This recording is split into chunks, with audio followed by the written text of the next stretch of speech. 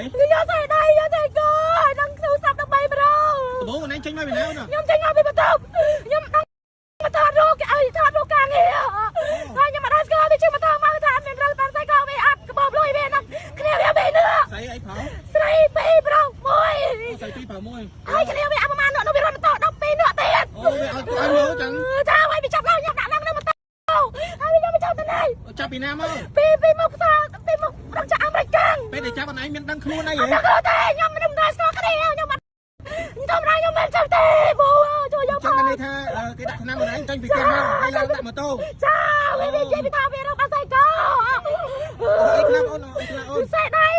ហើយនឹងខ្សែកនឹងទៅ13ប្រូ តែជាខ្សែដៃប្រហែលជាប្រហែលខ្សែក ខ្សែដៃតម្លៃ300ខ្សែក1លាន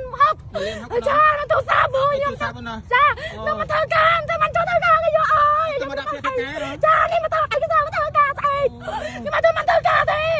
អូគេដាក់អើយខ្ញុំរៀបរាប់ មានមួយណាសុំទីនោះបងទៅ អូជួយខ្ញុំបង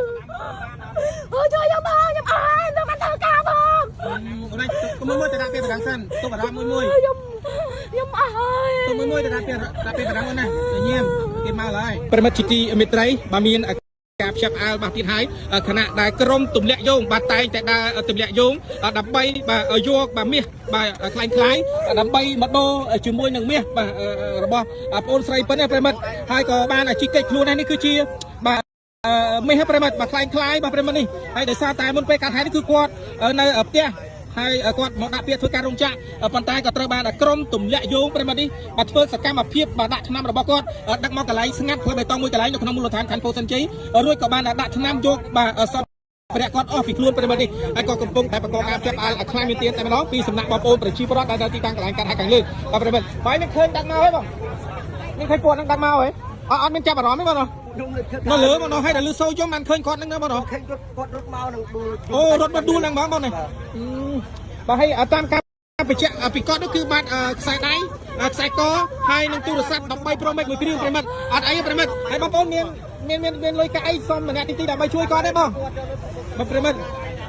បាទនេះគឺជាប្រកបការចាប់អាពីសំណាក់បងប្អូនវិជ្ជាប្រដ្ឋបងមានអីទីជួយគាត់អ្នកទៀតគាត់អស់ពីខ្លួនបងហើយចេះស្រីបាទឥឡូវនេះគឺត្រូវបានក្រុមទម្លាក់យោងយកគាត់ទៅអស់ហើយលុយកាក់អីក៏អត់មានណាប្រិមិត្តគាត់មកពីខេត្តកំពង់ធំណាមកភ្នំពេញដើម្បីរកការងារធ្វើហើយបន្ទាប់ពីបាទចូលធ្វើការដាក់ពាក្យហើយបាទក៏ត្រូវបានជនសង្ស័យបាទធ្វើសកម្មភាពមានទាំងបរិសុទ្ធនិងនារីហ្នឹងដាក់ឆ្នាំគាត់យកមាសទៅអស់ហើយប្រិមិត្តទាំងខ្សែដៃខ្សែកក៏ដូចជាទូរស័ព្ទ13 Pro Max មួយគ្រឿងផងដែរហើយយ៉ាងណានោះក៏